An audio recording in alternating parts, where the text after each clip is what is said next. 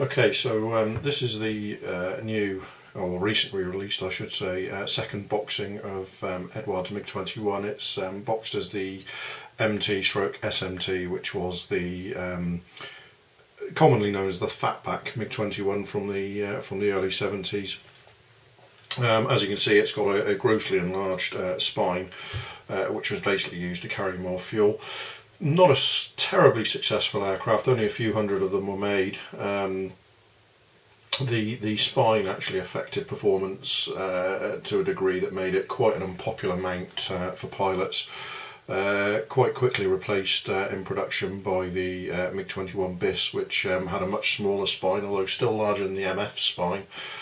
As I say, it's the second boxing of Eduard's Mig-21. Probably my favourite model of 2011, all told. Pretty much what you're seeing here is what you see is what you get in the box. I haven't really added. There's no aftermarket added to this. It is built straight from the box, even down to the inclusion of things like these resin rocket pods, which are absolutely stunningly reproduced. That all comes in the box. Obviously you pay a bit of a premium for it. They've also released a weekend variant, a weekend version of this for a little over half the price of the full up variant, which doesn't include any of the resin or etched metal or anything like that. I have to say, on balance, I would be tempted to spend the extra money and get the full up kit just for the extra resin and etched brass that it contains and the extra decal options.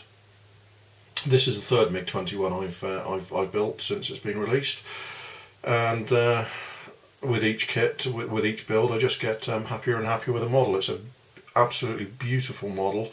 There's no problems at all. Really worth mentioning with construction. If I was going to be very picky, if you're not careful, you can end up with a little bit of a gap along the wing roots. But really, the most basic of techniques and watching out as you go along will cure any of those fit problems.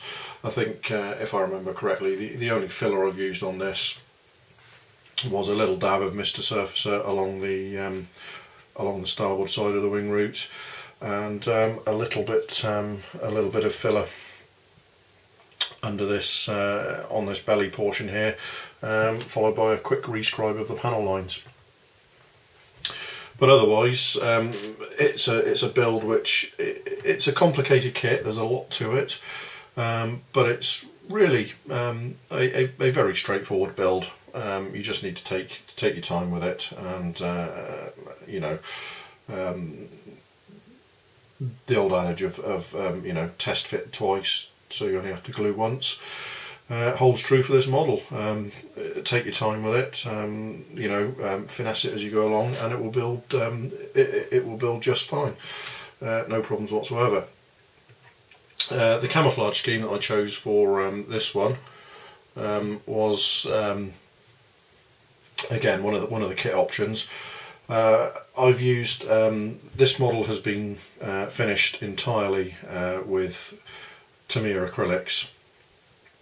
Something I've discovered, I've never really been a fan of acrylics in the past, but I've discovered with Tamiya acrylics that if when I'm getting ready to spray them, I add a percentage, sort of 20 or 30% of their gloss clear to the mixture before I start spraying.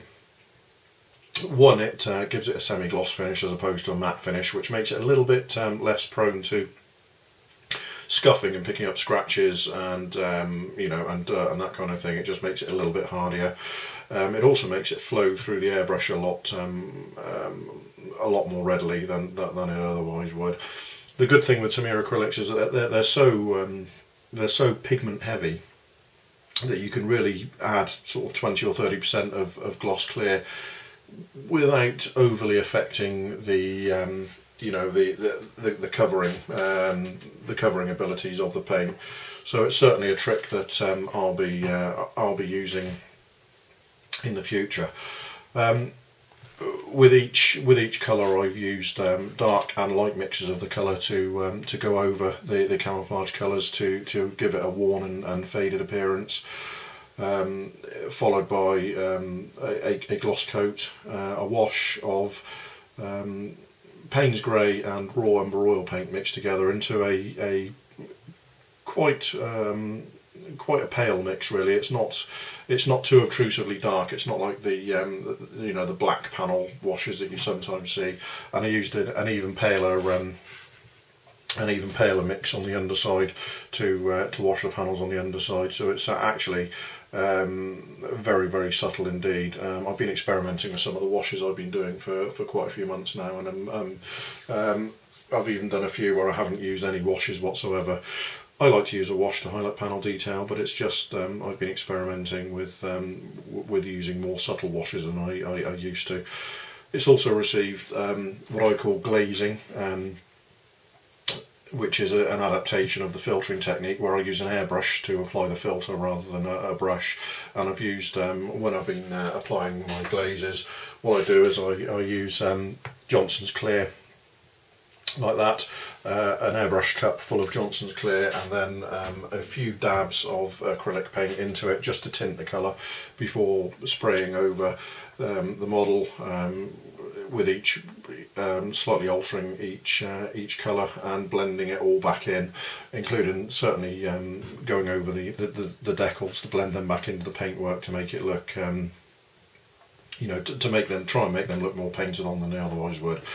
The only other thing I've done is, prior to the final matte coat, some streaking was done with black enamel paint. Add some dabs of black enamel paint, let it go dry for about 10 minutes, then just using a wide flat brush like that, moistened with thinner, just to literally drag the paint back in a streak over the camouflage, over the paint, and it gives a nice dirty streaking. As I've discussed before, one of the problems I had with this model was the final varnish coat, which in this case was Vallejo flat varnishes. There were one or two issues. I had a lot of. I did filter the varnish before I started spraying, hoping to get rid of any any of the flat base which sometimes gets caught up and cause white specking. It wasn't entirely successful in this instance. I've still had a lot of white speckles show up over the model, and it's made me actually decide that I'll be looking for alternative varnishes. I'm probably going to go back to trying to use acrylic, lacquer varnishes or enamel varnishes for my future, because I've never had the same degree of problems I consistently have with acrylic varnishes and getting a white blush and white speckling in the paint. The entire camouflage was freehand airbrushed using my Iwata HPC airbrush. This one here, like I say, all freehanded. The only exception being the division between the upper side and the underside colours. I did use some blue tack as a mask for that to speed that up. But otherwise, all the actual camouflage colours themselves have been freehand airbrushed. So anyway, that's my Mig-21MT, which I've just finished today. Hope you like the model. There are some photographs of it on my website. As I say, I'm not terribly happy with the way the final varnish coat has come out, and it won't be taking pride of place in my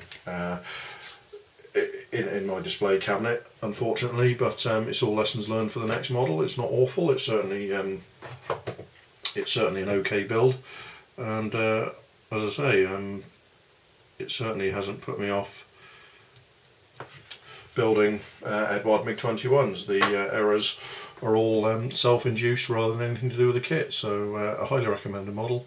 And I look forward to the release of the Mig-21 BIS, because I want to do some finish Mig-21s. So that's it for tonight. Hope you enjoyed that, and I'll be back and I'll see you soon.